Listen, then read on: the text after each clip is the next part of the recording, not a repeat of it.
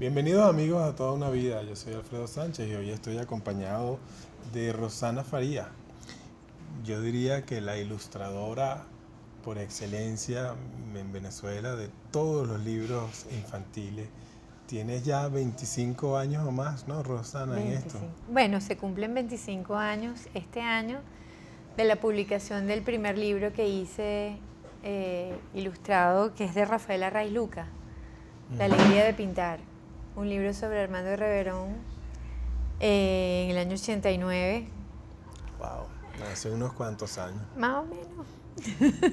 ¿Cómo nació esa vocación por el dibujo infantil, Rosana? Porque entiendo que tus inicios era como ilustrando cualquier cantidad de temas, pero te enfocaste más en la literatura infantil y ¿eso fue causal o casual?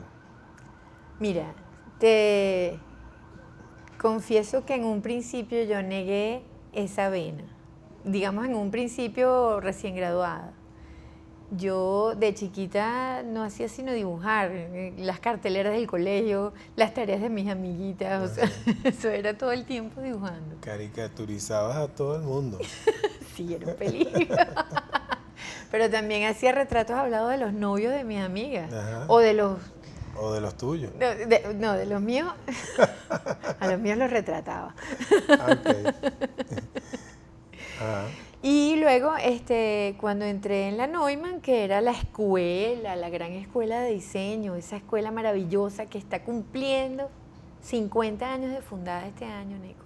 Sí. La Neumann, Y cuéntame, ¿por qué la Neumann es para muchos siempre una referencia así como wow. el wow? Bueno, ¿Qué era lo que la hacía? es que la Neumann se llamaba Neumann por el apellido de Hans Neumann, que era, digamos, el dueño fundador, que él tenía las empresas montanas. Creo que fue una alianza con el INSE, decidieron fundar una escuela para formar trabajadores gráficos, diseñadores, impresores, o sea, todo el mundo gráfico en Venezuela. Y pues mira, en ese momento el staff de maestros y profesores eran Sí. Abilio Padrón, Gerd Leufer, Nedo, Alirio Palacios y Alirio Rodríguez formaron parte de... Luisa Richter me dio clases a mí, o sea, era una escuela que tenía unos... ¿Quién más te dio clase? Que recuerde. No, Patricia Van Dalen fue mi profesora de color, Kika Álcega fue mi profesora de diseño gráfico, Irene Sabino, actual directora de arte de Caré, fue mi primera profesora de ilustración. Entonces, era una referencia obligada, o sea, además en ese momento la escuela Neumann era una escuela que resonaba en todo el mundo, porque en Latinoamérica no había nada que se le pareciera. Y era ese crisol de inmigrantes maravillosos, junto con el talento nacional que se juntaron allí, y bueno, funcionó hasta el 89 precisamente, y en el 90 se forma Prodiseño, digamos, fue como una migración de los profesores, de muchos de los profesores de la Neumann. Fundaron Prodiseño, Felipe Márquez fue el primer director de esa escuela en la que ahora doy clases, y que mantiene esa filosofía del diseño reflexivo, visto desde el punto de vista semiológico, filosófico, reflexivo. Los alumnos de Prodiseño son muy críticos, al igual que fuimos los de la Neumann. Entonces, bueno, la escuela... Pero hubo un momento que más bien fue como la competencia, ¿estuvieron juntas en el mismo tiempo o ya No. desapareció la No, Neumann? no. Cierto, tienes razón.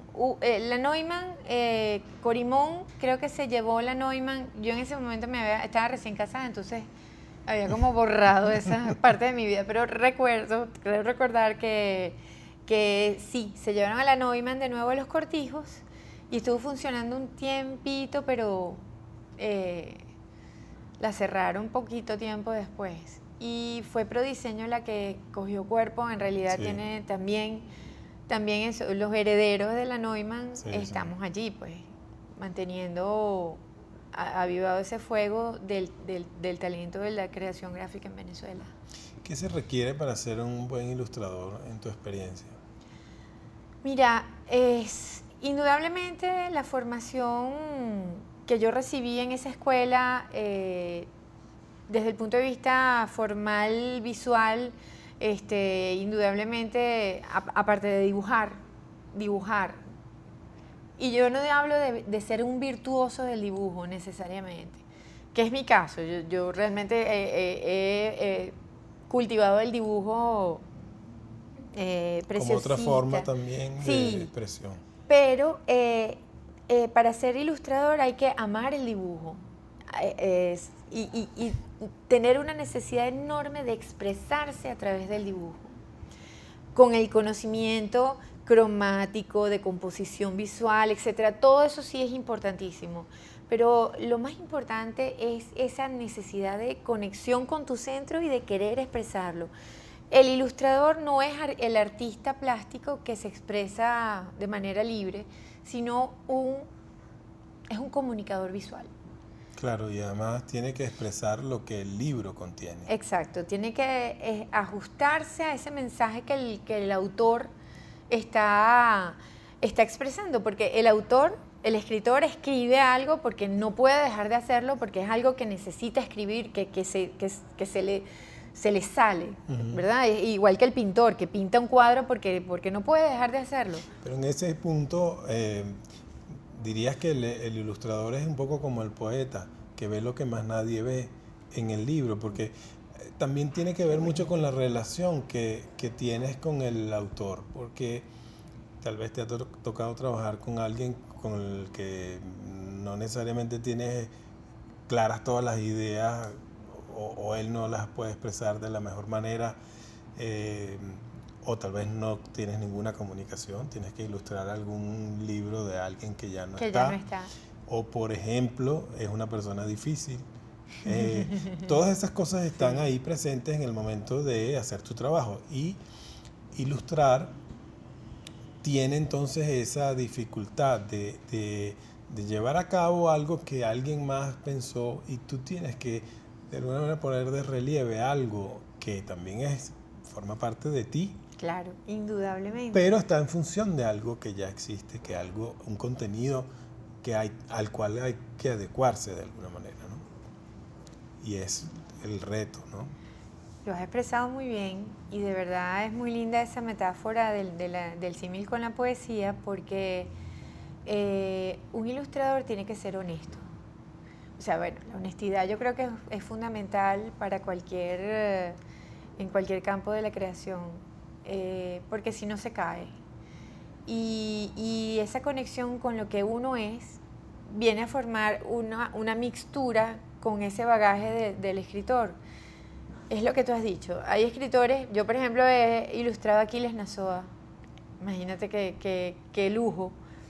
Qué reto. Y qué reto además. Y cuando Aquiles escribió los poemas sobre cochinos que publicó Plaico Editores, que se llamó El libro de los cochinitos, bueno, ya él había muerto, pero sin embargo yo eché mano de mis influencias y me fui a donde María Laprea. Me invitó a un café, me sacó todas las fotografías de Aquiles patinando en el balcón de su apartamento en Vista Alegre. Bueno, ahí empezó el lujo. O sea, tú te imaginas con ese... Sí, qué privilegio. No, y un café hecho por María, eso sí. Es lo máximo, entonces... Bueno, creo que es hora de que empecemos a ver esas ilustraciones, esos dibujos y tu trabajo, para seguir comentándolo, porque qué dicha poder hacer ese trabajo, y a la vez te has ganado premios, has conocido países, has viajado, sí. Y sobre todo te ha dado muchas satisfacciones el trabajar con los niños, y por ahí empezaba la entrevista, ¿no? ¿De dónde surgió ese bueno, y entonces claro, ese compromiso con los niños? Con los niños, tus propios hijos, tal vez. Mira, yo empecé antes de que nacieran Eloy y Carmela, pero indudablemente el nacimiento de ellos fue crucial. O sea, fue un antes y un después porque Niña Bonita, que es este libro, Sí. que es uno de los libros más conocidos que se han publicado aquí en Venezuela, ilustrado por mí, ya él hoy había nacido, tendría como 2, 3 meses cuando yo lo empecé a ilustrar y me tomó un año hacerlo. O sea que el nene creció viendo a su mamá pegada ahí en esa mesa.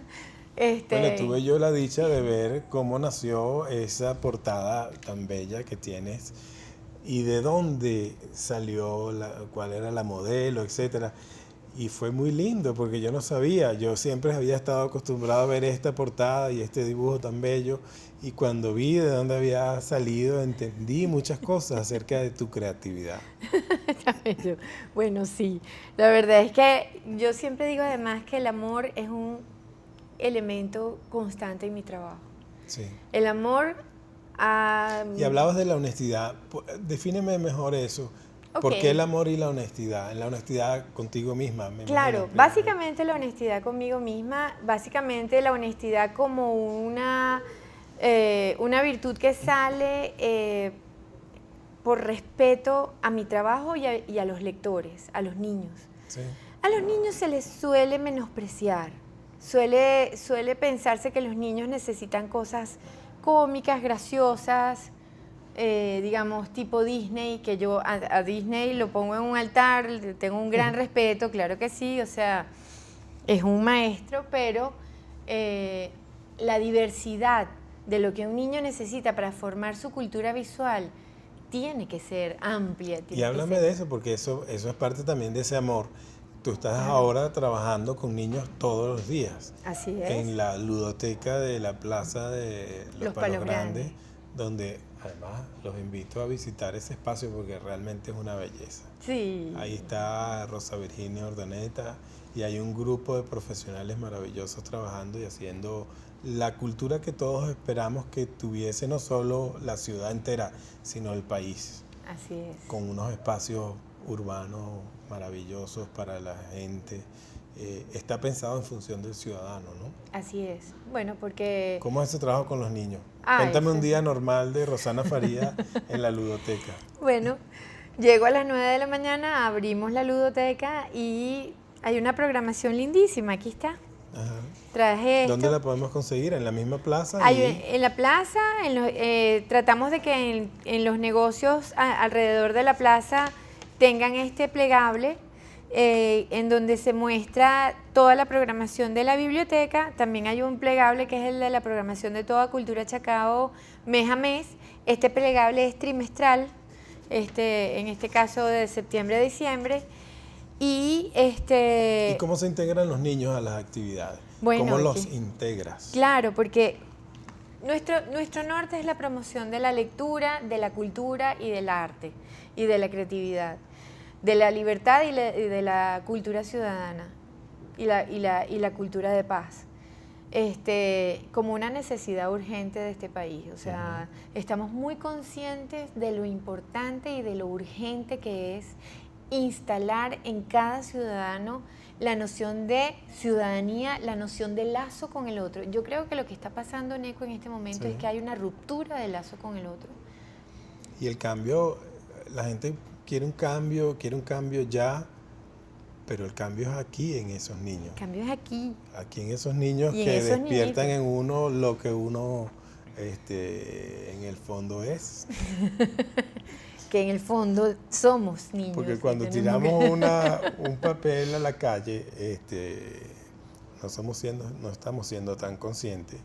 Y ese espíritu de los niños de irreverencia y de todas esas cosas bellas que pasan cuando uno es niño, también hay que conservarla con un poco de conciencia, ¿no? Entonces, esos cambios, como te preguntaba, ¿cómo era tu día a día? Porque mucho de lo que me estás contando tiene que ver con la lectura, pero también con el desarrollo de habilidades, de la creatividad, de estimularles la inteligencia, claro, de que piensen en las cosas que pueden ser importantes en el mañana, ¿no?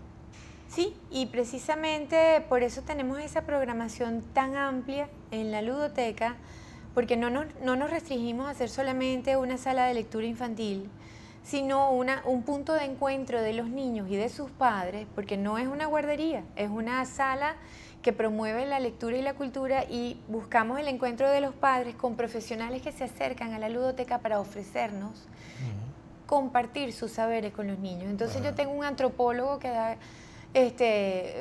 un taller que se llama Arte Prehispánico para Niños, imagínate. ¿Y cómo hacen con eso que llaman el tiempo de atención que tienen los niños? Bueno, te puedes sorprender. ¿No son 20 minutos? No, ¿Has descubierto niño. eso? No, es que depende del tallerista. Es impresionante, por ejemplo, este Pedro Moretti, que es nuestro antropólogo. Él es un fajado apasionado del tema de la paleontología. Él es el Indiana Jones venezolano. Entonces esos chamos se quedan así, pegados con él. Hay la Rana Encantada, que son Linsabel Noguera, Keri López, que son unas niñas espectaculares que tienen un programa de promoción de lectura. El libro como detonante. Está invitada a Linsabel para que venga a hablar de su experiencia aquí al programa. Ya le diré, por supuesto. No, yo le dije, yo creo que no ha leído últimamente su mensaje. Vamos a decirle, Linsabel, ¿qué estás esperando para Pero venir? es que es muy importante eso de los cuentacuentos para niños. Que eso es maravilloso, porque no es solamente contar el cuento, es el cuento, lo que te estaba diciendo, como un detonante para la reflexión. La reflexión en primer paso, y en segundo, para soltar esa creatividad de los niños a través de trabajos manuales, trabajos visuales, o sea, Linsabel ha dado, por ejemplo, un taller de mini animación en la ludoteca. Hacemos encuentros con artistas plásticos dirigidos por ella. Ricardo Benaín nos ha visitado muchísimas veces a la ludoteca y hace un taller de música, o sea, el contacto con la música para la creación visual. Y por ahí te vas. Bueno, vamos a seguir viendo parte de tu trabajo en esas ilustraciones para hablar de ese mundo de los niños que es tan rico, tan diverso, tan bueno, atractivo. ahí está, esos son los ratones, el taller de los ratones de Un diente se mueve. Cuando me plantean reilustrar ese libro, porque la versión que está ahora, no, esa no. Estábamos hablando de esos ratoncitos porque la reedición de un libro es un proyecto bien interesante. O sea, Un diente se mueve es un clásico de Carré, y cuando me plantean que haga yo las ilustraciones nuevas completamente, digo, este es mi momento para hacer lo que yo quiero, lo que siempre se me ha ocurrido. Y entonces este taller donde tú ves a los ratones trabajando los dientes como si fuesen artesanos, porque los ratones con los dientes de los niños hacen collares, pulseras, zarcillos, y se los llevan para sus fiestas de ratones. Entonces esta regla que hace de la mesa del taller de los ratones, apoyada sobre tapas de pasta de dientes, es un escenario que invita al niño a imaginarse ese micromundo de los ratones y hace que se meta sin que necesariamente el niño tenga el tamaño del ratón. Y yo que me había quedado nada más cuando dejaba la platica debajo y no sabía lo que hacían esos ratones con esos dientes. Ahí está, tú ves. Bueno, vamos a seguir viendo esa otra que se asomó ahí. No, esa otra azarosamente. Resulta que yo hice durante 4 años la caricatura de la revista Claro, la que dirigió Jaime Bello y Dalia de León. Ahí tienes, bueno, eso es un tema recurrente en ti, las Barbies, y las has puesto de todas las maneras. ¿No? Ahí dice, toditos son así, hasta Ken. Bueno, esa fue una época maravillosa en que me aproximé al humor gráfico, tratando de alcanzar a estos maestros que tenemos aquí en Venezuela, como Weil, Raima y Edu. Una vez, de hecho, la revista Claro. Sí, bueno, ya cuando vi la anterior de los ratones, ya pensé en Weil, que por menos de eso lo querían. Sí. Bueno, de hecho lo persiguieron. Bueno, entonces... Lo que pasa es que ahí le faltaba, tú sabes, Sí, bueno, vamos a darlo de ese tamaño. ¿Tú quieres seguir con tu programa? Claro, vamos a seguir viendo estas ilustraciones. Entonces, estas caricaturas fueron una forma de drenar también mi propio malestar, mis propias ansiedades, pero también yo era un radarcito captando las cosas que decía la gente en cualquier momento y las convertí en caricaturas. Fue una época maravillosa. Estuve allí desde 2007 hasta 2012, sí, casi 5 años. Porque no me he quedado quieta como ilustradora de libros para niños. Como puedes ver, ahorita estoy en la ludoteca, pero también... Sí, nos queda un minuto para hablar de eso, de lo que estás haciendo ahora y de lo que tienes en mente. Bueno, aquí está Arepita de Manteca, que es una canción infantil en la que todos hemos crecido, que el trío Ninas tiene una versión preciosa. Es decir, tus hermanas. Mis hermanas. Tus hermanas Verónica Faría. Andreina y Eleonora, exactamente. En el disco Rataplan, que es el que te estaba contando de Rubén Monasterios, hay una versión que hizo Rubén Monasterios, porque a él no le gusta eso de que papá no da nada. Entonces él dice, para papá queda empanada. Okay. Entonces, aquí en este libro, además aprovecho de hacerle un homenaje a la niña bonita que creció 20 años después. Y ya es madre. Y es madre, y da la teta. Qué bello, qué bello. Además, creció muy bonita, como claro, era claro. La niña bonita. Y tuvo unos morochos mixtos, de razas mixtas. ¿Quién? Este morochito es el sobrino de Rosa Virginia. Un varón y una hembra, ¿como quién? ¿Como quién? Como tú, Rosana. Claro, pero los míos no son morochos. Pero... Bueno, no, morochos no, pero un varón y una hembra. Claro, varón y hembra, porque es una maravilla. Que son tus hijos con Alonso Toro. Exacto, Eloy y Carmela Toro. Mira, se nos fue el tiempo. Sí, pero qué rápido. Corriendo. No puede ser. Bueno, Rosana, gracias por venir. Un beso. Y te espero la próxima vez para que hablemos de los otros planes que tienes ahora. Vale, fantástico. Gracias, amigos, a ustedes por estar en compañía de Ver TV Noticias. Esto es Toda una Vida. Yo los espero en la próxima edición del programa.